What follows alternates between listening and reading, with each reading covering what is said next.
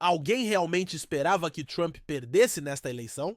Se você perguntasse a alguém alguns meses atrás, eles poderiam ter dito que o resultado parecia inevitável, mas agora, olhando para trás, é quase difícil de acreditar. É um daqueles pensamentos que ficam na sua cabeça. Como Trump, de todas as pessoas, não poderia já ter garantido a vitória? Quando eu era mais jovem, se um candidato presidencial levasse um tiro e sobrevivesse, isso era praticamente o fim de sua campanha política. As coisas eram tão diferentes naquela época. Mas vamos mudar de assunto por um momento. Você conhece aquela corretora imobiliária que fala pelo nariz? Aquela que parece estar lutando para terminar seu discurso? Observá-la é como assistir a uma série de emoções sobrepostas. Você não consegue decidir o que está acontecendo, mas sabe que é algo incomum.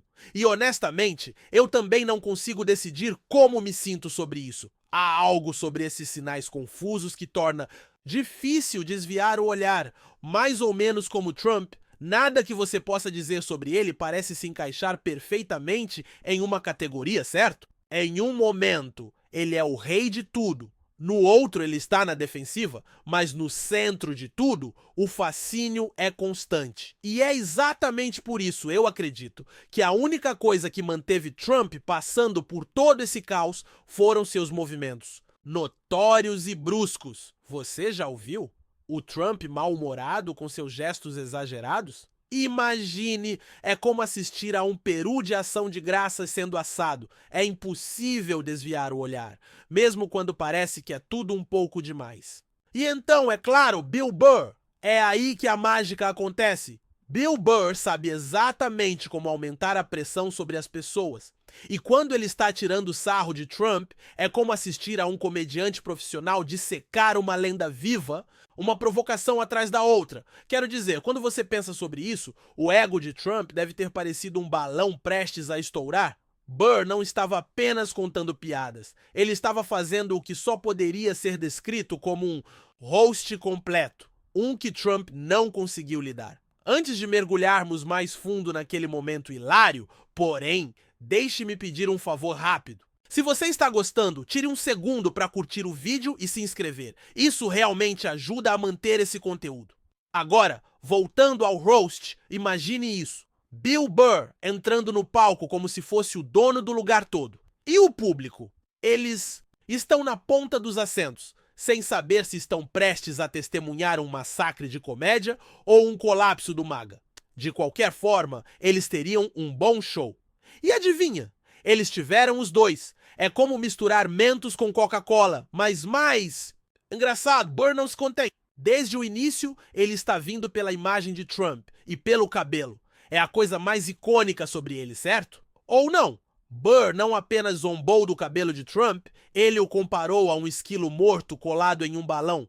E honestamente, se você já olhou para o cabelo de Trump e pensou, o que é isso? Burr acabou de nos dar a resposta. Claro, isso foi só o começo. Burr não tinha terminado. Então veio o verdadeiro zinger. Burr mergulhou direto no suposto gênio empresarial de Trump. Um homem que sempre se gabou de seus grandes negócios? Bem, Burr diz que Trump é tão ruim nos negócios que poderia levar à falência uma máquina de impressão de dinheiro. Ai, isso deve ter doído. Afinal, a marca de Trump sempre foi construída em sua estabilidade nos negócios, mas Burr não estava acreditando. Ele não estava dando socos. E ele não parou por aí. A insegurança de Trump é lendária, certo? Burr acertou em cheio nesse ponto. Ele brincou sugerindo que Trump provavelmente pergunta ao espelho quem é a mais bela de todas, como se seu reflexo fosse seu melhor amigo, sempre pronto para dizer o quão incrível ele é. Mas é aqui que Burr realmente dá o golpe de nocaute. Ele chamou Trump de criança com códigos nucleares. Você consegue imaginar isso? Uma criança com a arma mais poderosa do mundo nas mãos. E então ele continua sugerindo que Trump precisa de um tempo.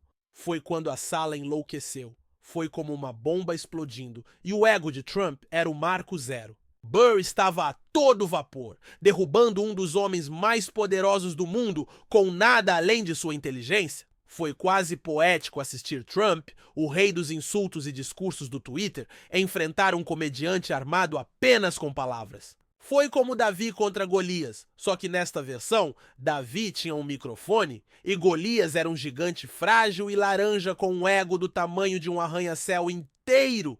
Você pode estar pensando que Trump iria rir disso, certo? Afinal, ele já ouviu coisas piores, o cara já foi assado 1000 vezes e normalmente ele apenas dá de ombros como se não fosse nada. Mas não desta vez. Não quando Burr foi atrás do coração de suas inseguranças. O cara que é famoso por dizer você está demitido e lançar ataques cruéis no Twitter não conseguia aceitar uma piada.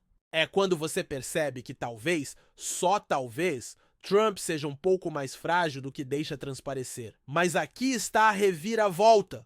Burr não estava apenas assando Trump pelas risadas. Seu humor não era apenas sobre fazer o público rir. Tratava-se de cortar a pompa e lançar luz sobre a verdade. Burr, com sua sagacidade afiada, não estava apenas chamando Trump por seu ridículo. Ele estava falando a verdade ao poder. Foi um lembrete de que, às vezes, o riso realmente é a melhor arma. Com apenas algumas alfinetadas escolhidas, Burr lembrou a todos que ninguém, nem mesmo Trump, está acima de ser rebaixado. Foi como uma aula magistral sobre como usar o humor como uma ferramenta para desinflar um ego inflado. E embora a maioria das pessoas possa ter rido, Burr estava tocando em um nervo. O problema com Trump é que ele não está acostumado a alguém o chamando tão diretamente. Claro, comediantes fizeram piadas sobre seu cabelo, seu bronzeado, suas mãos pequenas, mas Burr foi direto ao ponto. Ele cutucou as inseguranças fundamentais de Trump, sua dúvida e sua imaturidade. E ele fez isso de uma forma que não podia ser ignorada.